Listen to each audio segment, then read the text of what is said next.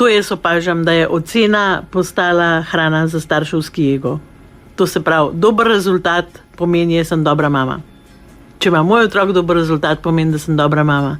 In to je najhujše, kar lahko otroku naredimo. To niso naši rezultati, to so otrokovi rezultati.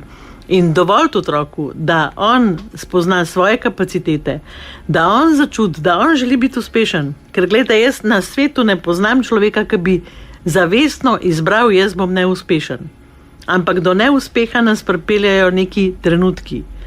In ko mi otroka rinemo, da mora imeti neki 5, njega pa to ne zanima ali pa ni talentiran za to, mu bomo pač vzeli veselje do učenja. To je pač logična posledica, če tako razmišljamo. Zato, da bom jaz lahko rekla, hej, moj je pa 5 pisal. Mi smo pa odlični. Ne? In otroci so zaradi tega prikrajšani dejansko za svojo izkušnjo uspeha in neuspeha in za možnost izbire, a bodo izbrali uspeh ali neuspeh.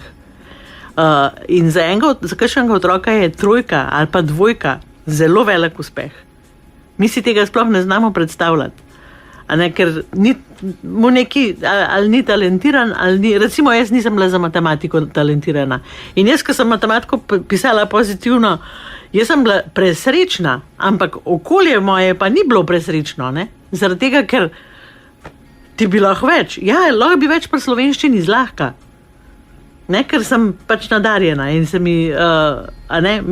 imam to pač, da mi gre po krvi. In tega našim otrokom ne dovolimo, ne? Da raziskujejo tudi ta del sebe.